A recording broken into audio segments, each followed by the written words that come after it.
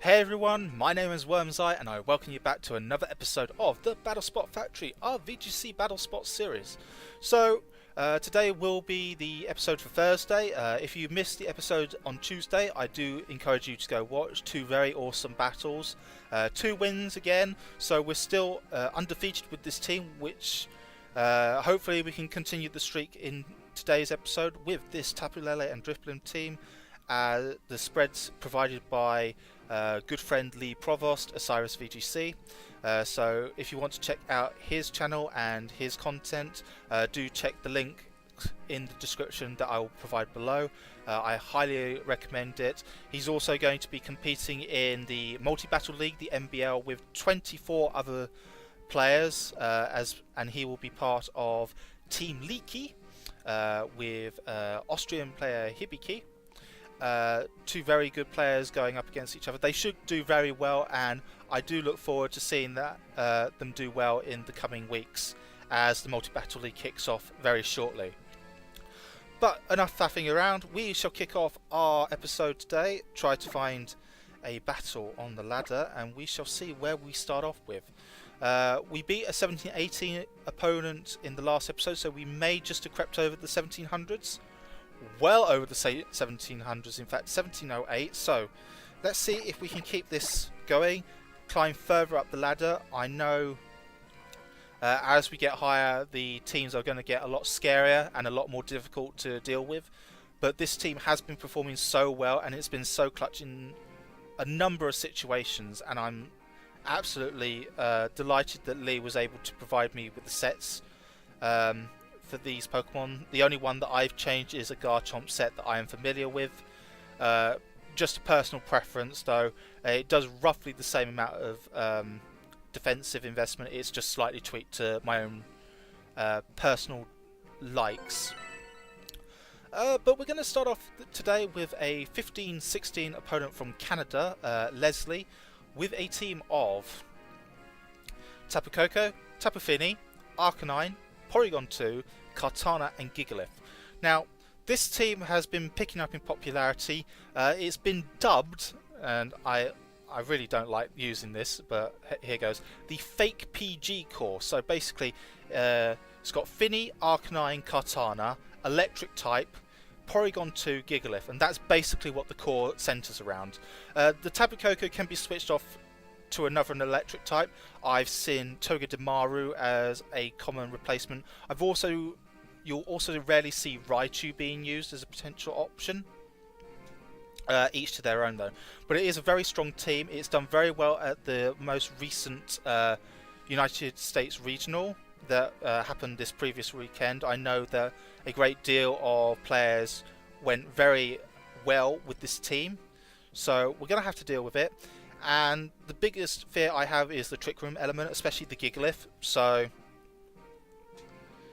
I will have to bear that in mind.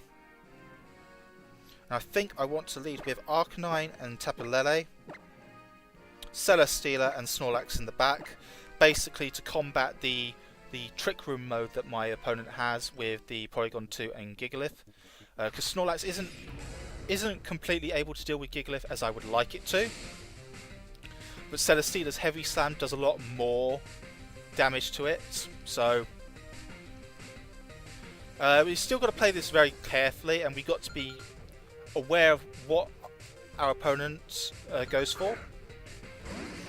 So we do lead off with Arcanine Tapu Lele, as our opponent leads off Porygon 2 Tapu Koko.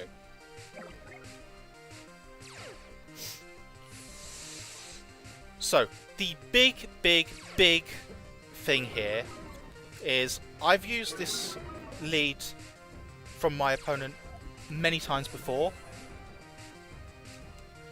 and the general opener is to Volt Switch and to Trick Room. You Volt Switch into the Gigalith and you Trick Room.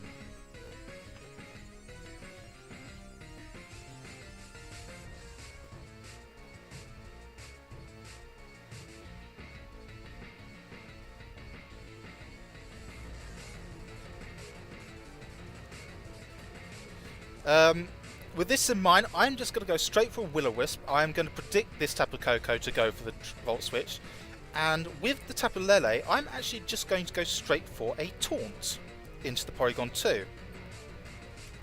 So I'm hoping to catch the Gigalith off guard with the burn. As we see, the Gigalith does come in. It's a hard switch though, so very fearful of me protecting there, which is fair enough. But we do get the Will-O-Wisp off from the Arcanine into the Gigalith. Significant piece of work there. Taunt comes out onto the Porygon 2. We should see it say, can't use Trick Room, we're in a good spot now.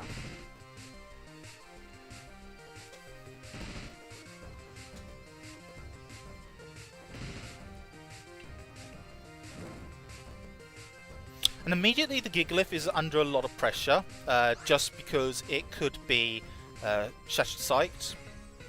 The Porygon 2 doesn't really offer a lot here. It could switch out. Best Pokemon to do it into would presume would be the Tapu Koko, so I'm just going to go for a Flare Blitz into the Porygon 2.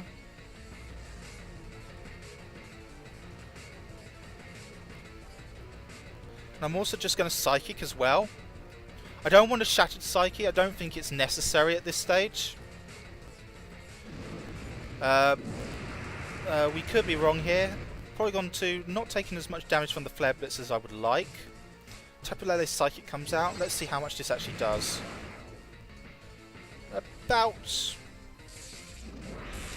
enough that I'm feeling fairly confident that we can pick up the knockout now with a Psychic going forward. But we see a WyrmsEye Gigalith.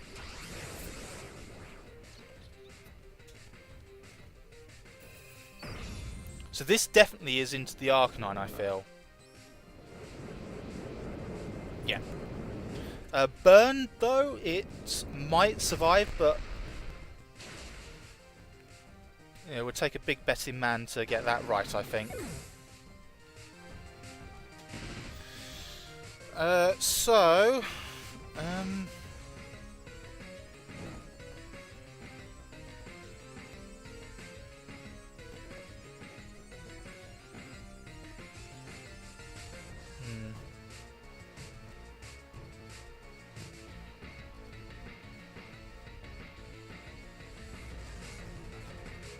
See, this is where it becomes a little more dangerous.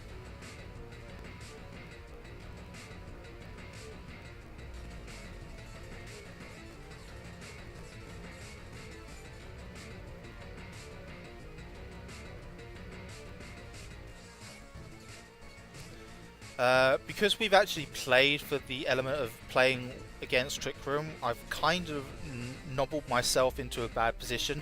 I am going to bring out the Celesteela here, rather than the Snorlax. I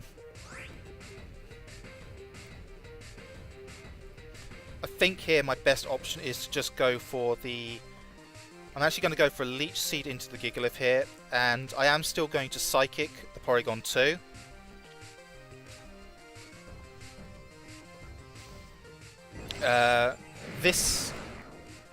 I'm expecting the Tapu Koko to now come back in for my opponent in the Porygon 2 slot.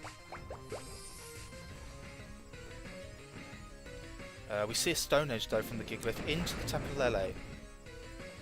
Good damage. Good damage.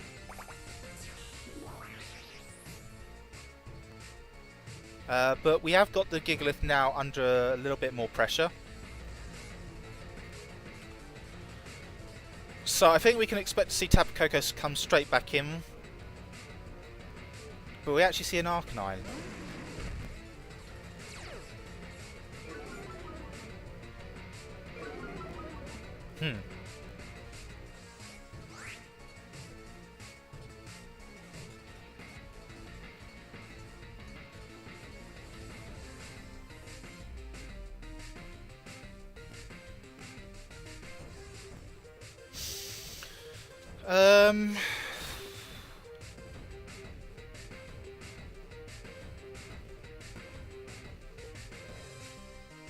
Thing is, it also depends what sort of Arcanine it is. If it's a banded version, that's going to do a lot of damage. So what I'm going to do is I am going to switch Snorlax out. And I'm going to protect the Lele.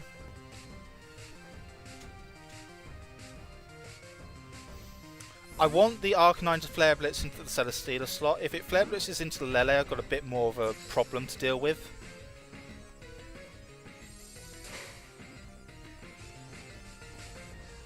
You do see Flare Blitz. It is into the Lele slot though. Stone Edge goes into the Snorlax, but as you can see, not doing much damage at all.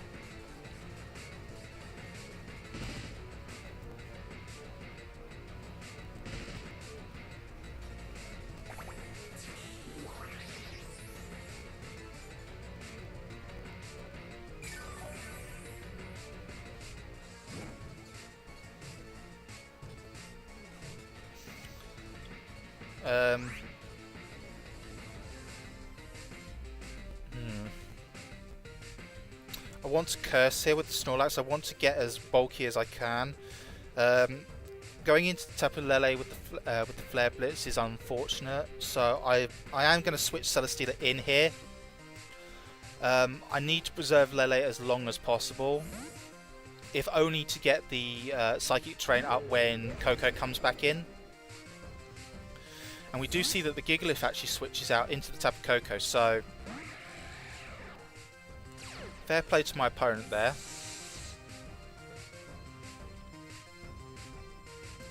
The Arcanine does go for the Flare Blitz. He is into the Celesteela.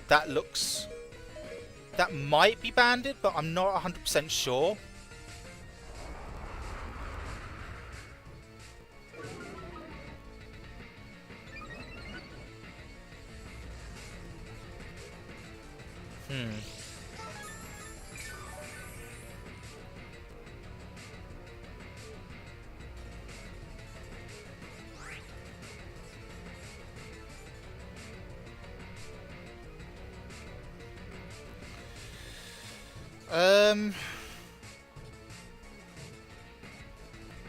Oh god, I really do need to get rid of the Tapu Koko.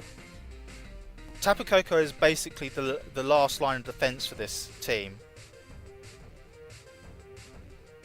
If I can remove it, it's fine, but I am playing this very dangerous game of chicken here. I don't think a Facade is going to be enough to pick up the knockouts. I'm hoping that the Arcanine is actually just going to burn the Snorlax. That would be an ideal situation. If the Flare Blitz burns, that would be even more ideal. We do see that the Flare Blitz takes a bit of damage. Berry comes out. Snorlax just facades into the Koko.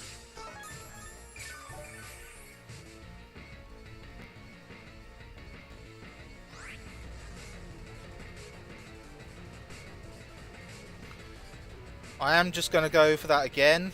I'm fairly certain that the Arcanine is banded.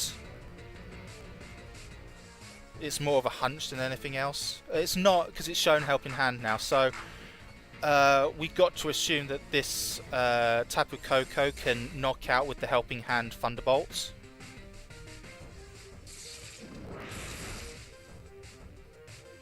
Not doing as much as I thought it would.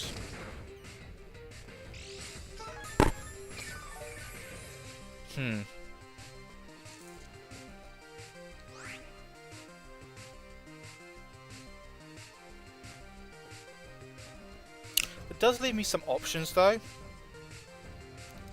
If the Arcanine Helping Hands Thunderbolts to Snorlax, Celesteela can probably pick up the knockout with Heavy Slam into the Koko.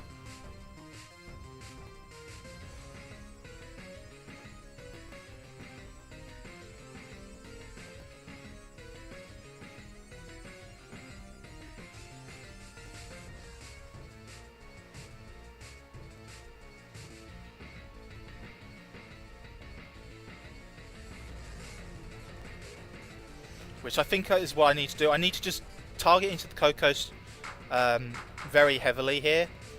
If I remove it, I might be able to pull out the victory with just the Lele and the Celesteela that I have.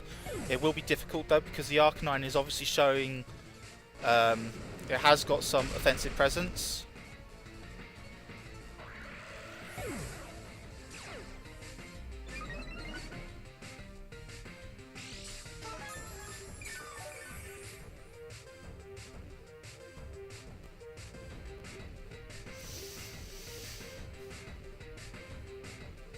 Oh. This is a dangerous position though to be in.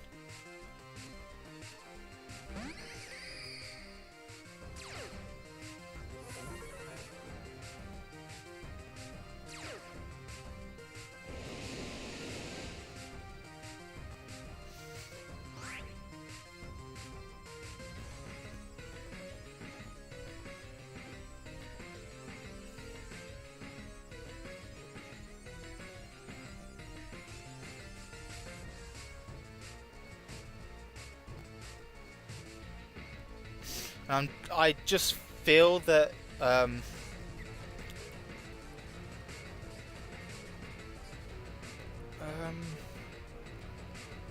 it's got to be a berry. It's got to be a berry set.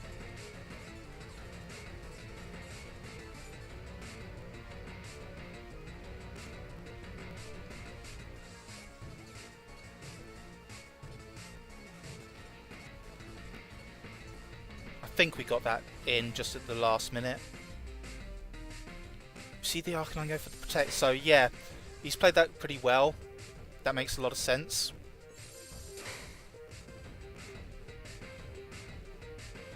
Don't get our Leech Seed off. Gigalith does use Stone Edge, tries to go into the Tapu Lele, but yeah, I think he's played that pretty cleverly.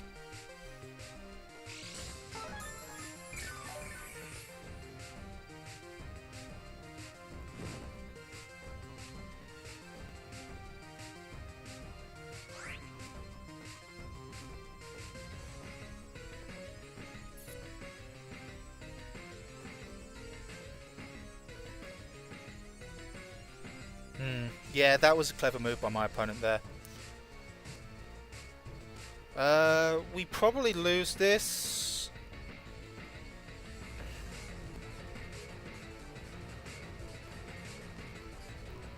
Barring some sort of cataclysmic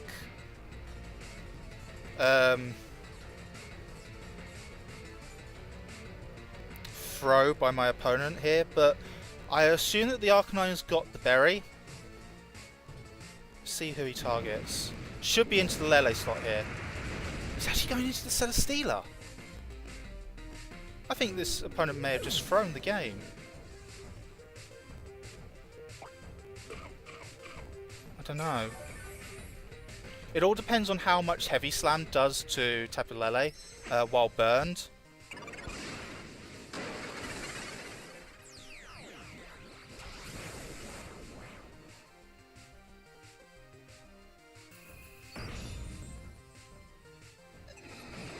I don't know.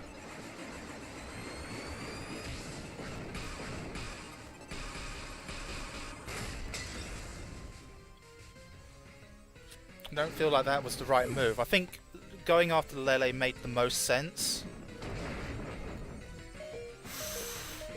Oh no! That Gigalith must have Protect.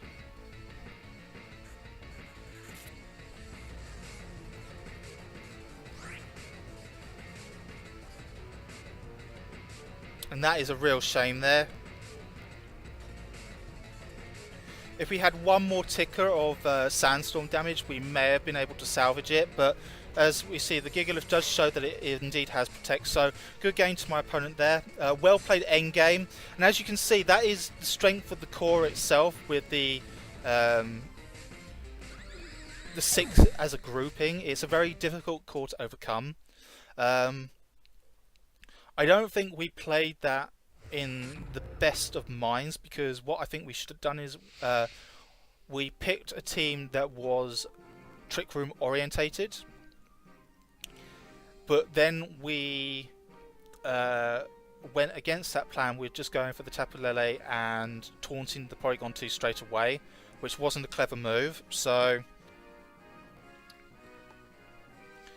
yeah, so I think that one can be blamed on us. We did get some very early game momentum, but as it turned out, I think we made the wrong choice there, because outside of Trick Room we weren't able to capitalise on our assets that we had in the back, the Snorlax and the Celesteela. So I think that is mostly on our side there. So we'll take the loss. We will continue battling though, and we will be taking quite a significant chunk of points. As you can see, we've lost over 20 there. We're back under the 1700s again. And I think it just shows that that team works particularly well, and even in a lower rated person's hands, it's very proficient, it's very robust as well. It's just a good team, and I will be playing around with it at some point, probably on my other cartridge in my spare time. But yeah, I think as I say, the blame lies at our door, but we do find another opponent from the United States, 1530 rating, with a team of Porygon 2, Hariyama, a Katana, Gigalith, Garchomp and Tapu Koko. So again, there's a very heavy Trick Room mode to this team with the Hariyama and the Gigalith. And again, I am very acutely aware that this could be a problem for us to deal with.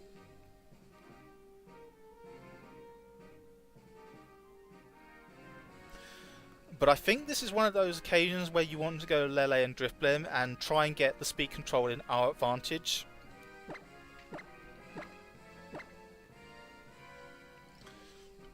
I do definitely need Arcanine here.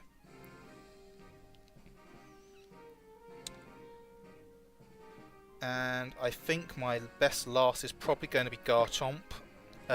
Earthquake will do a lot to a lot of these Pokemon. The Assault Vest will also mean that Twinkle Tackles specifically on the Tapu Koko won't be doing as much as they could be. So as a lead, I'm expecting either P2 Hariyama or Porygon 2 and Tapu Koko, something along those lines, to give it options to try and Trick Room at the earliest opportunity. But we actually see Katana and Garchomp lead out from my opponent here, so very aggressive lead matchup from my opponent. But not altogether the worst case scenario for us to deal with. I think my opponent's best play is to go for something like a Rock Slide and Smart Strike into the Lele. If that is the case, I think Tailwind and Protect is a very sensible option here. So we do get the Protect off. Nice, nice, nice. Drifblim does get the Tailwind off. Extra nice, extra nice. Katana actually opts to Swords Dance. That's not good. That's not good at all. And the Garchomp is Tectonic Raging straight away into what I presume is the Tapu Lele slot here.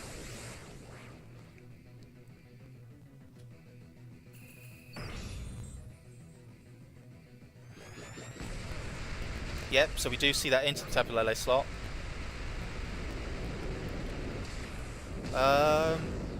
We should be doing pretty well on the survival front. Yep, so we take about a quarter of our health and damage. And automatically the Katana is now a big problem to deal with, just in general.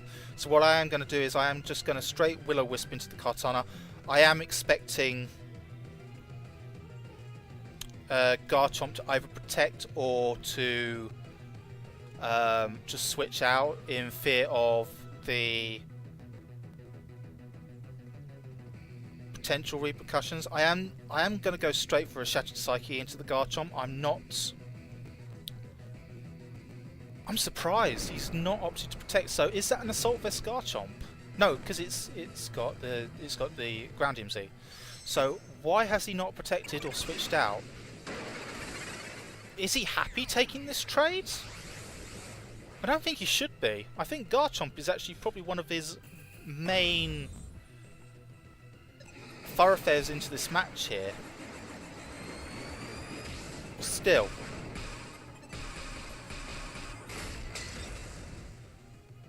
Shadow Sight does go off into the Garchomp, does pick up the knockout.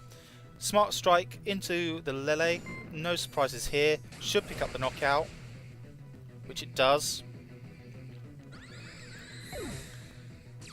Does get a Beast Boost, this will be an attack, so +3. The burner halves that, so it is at 250. It's about 1.25 attack. But we can now just bring in our Arcanine here.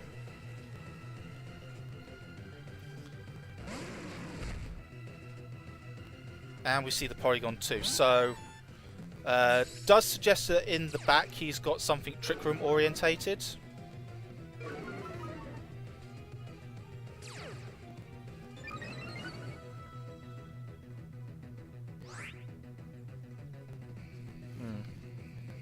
We've only got a Garchomp here, so...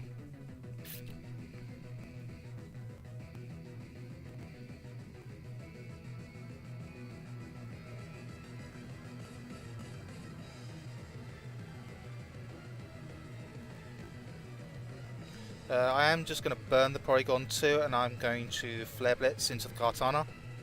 I think this is safe. I imagine that the Kartana is going to protect or detect, as we see here. I don't think that's necessarily the best play that my opponent could make in this situation, unless the Porygon 2 isn't going for Trick Room. But it is actually going for Trick Room, so...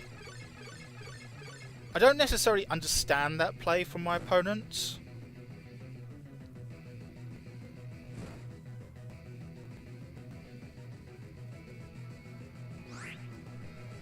I may understand it a bit more when it comes round to it a bit later, but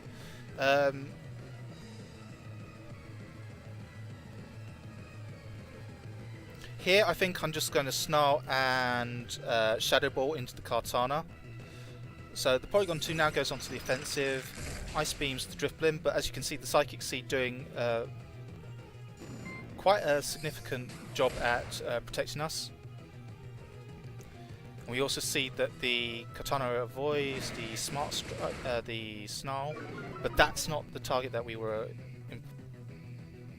interested in. The Porygon 2 is the big one that I wanted to Smart Strike, to Snarl. I'm getting mixed up here, guys, sorry about that.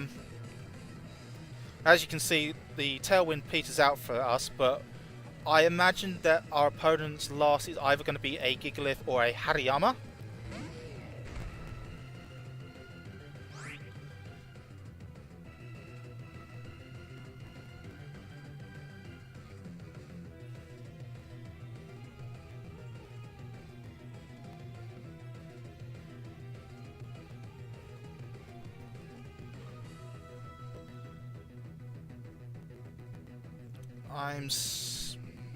Thing is, this is what worries me about Hariyama.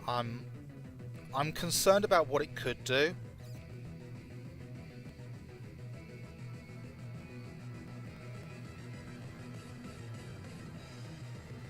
I just know that it's got guts. It's got guts, and that's why I'm not burning it. And it's going for Protect here, so obviously very afraid of what we could do. We protect with our Arcanine. We could have switched in the Garchomp there. That would have been a sensible play. We see Toxic into the Drifblim. Shadow Ball just hits into the Hariyama, not doing anything. So a bit of a dead turn there. We do see that it does have guts.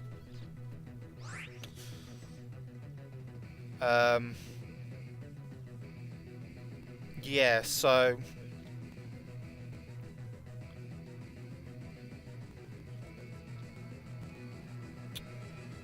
I'm going to Shadow Ball again into the Hariyama.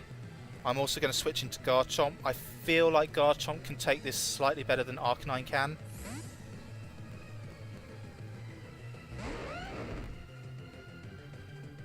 So we do see Toxic into the Drifblim slot still once again.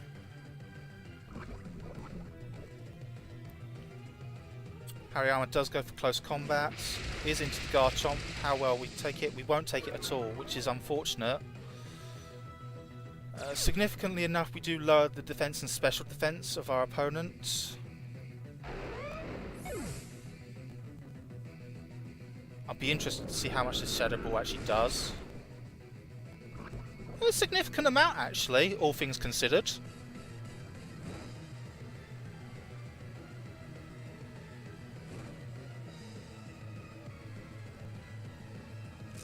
Okay. So I know that Arcanine probably can't take a close combat from a Hariyama. Now, we need to see how many turns of Trick Room we have left to go.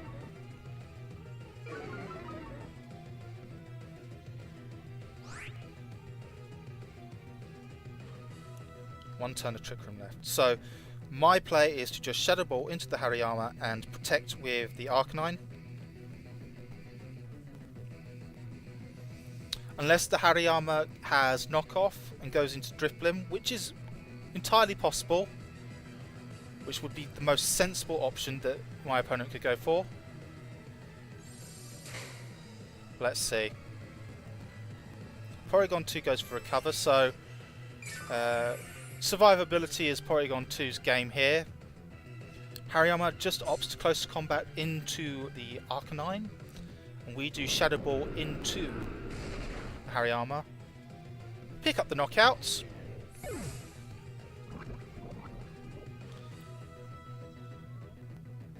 But we still do have a small problem to deal with.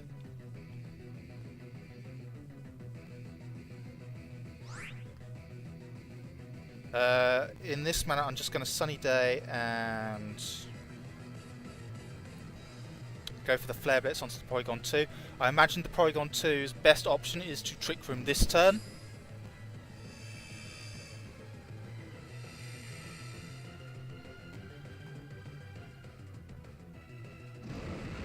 If it doesn't Trick Room this turn, we've got a potentially good opening to get it in subsequent turns. It does go for the Trick Room.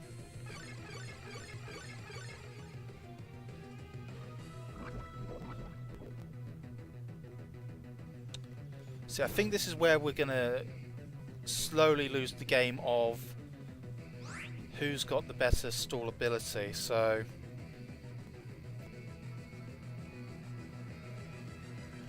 it doesn't really matter what we do with the Drifblim now, it's dead weight to us.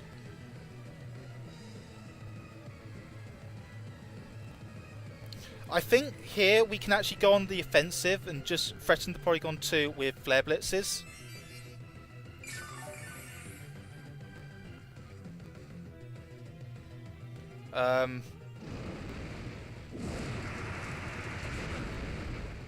We do also still have the berry still intact in the back, which is also very useful.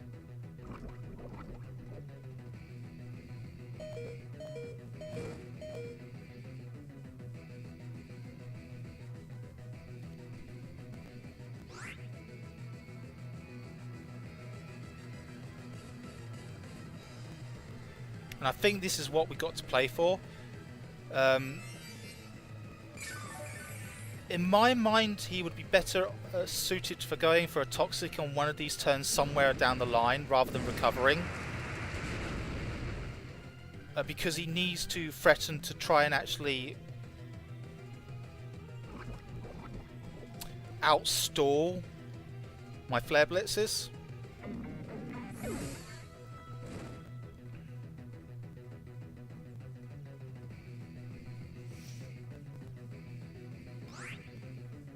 I mean, I am taking damage, but it's not significant enough for me to worry.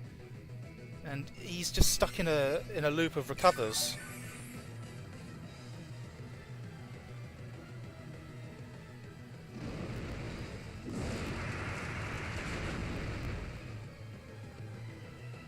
And we will proc our berry now, so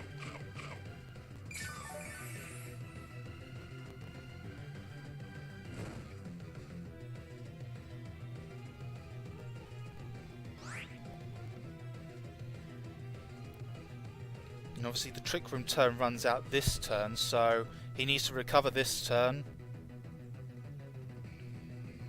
Yep.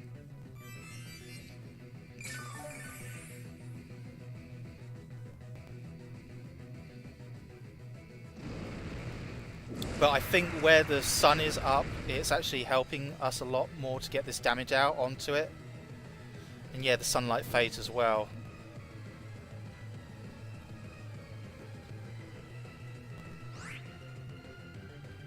So, potential crit here would do the job.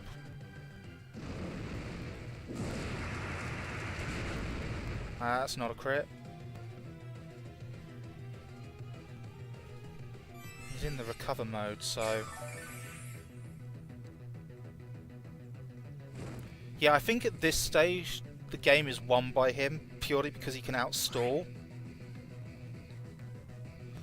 We don't really have much of an option, but we can lower its special attack slightly and just try and make it suffer a bit more, but he's gone for the toxic. Should have done that a lot earlier. I think it would have made the game a lot quicker.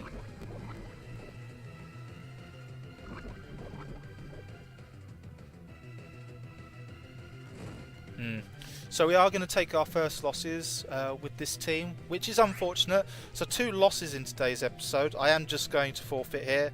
I do see, had we have got consecutive flare blitzes off where he didn't recover, we would have had a decent opportunity, especially underneath the sunlight. If we got a crit earlier, that would have also helped our cause. But the toxic there really does put the nail in the coffin. And obviously we only had so many flare blitzes before we were actually going to go down. So good game to my opponent there. Yeah, I don't think we dealt with the Porygon 2 as well as we could have done, but given the circumstances, once it got the Trick Room up, it was more in its element. So I do think that we needed to focus down the Hariyama at the end of the game with the Drifblim. Once we got rid of that, we had a fighting chance of at least dealing with the Porygon 2 with our Arcanine, but not to be. Perhaps we should have gone and chosen one of our Pokemon that can work well in Trick Room. The Snorlax would have done very well. Obviously the Toxic would have hurt it in a long-term battle, but the Facade would have countered that with some additional damage power. So swings and roundabouts there. We have to take what we're given. But that is the end of today's episode, guys. So if you enjoyed, please leave a like on the video. I would really appreciate it. Comment and subscribe if you have any feedback or you enjoyed this content. As every time I say, it's very much appreciated you getting in touch. I always read the comments as best as I can, once I get comments, of course. And I do get feedback from people outside of the comments on YouTube, so I am taking those into account and obviously talking with a number of different parties on what they feel needs improving and what options I have going forward.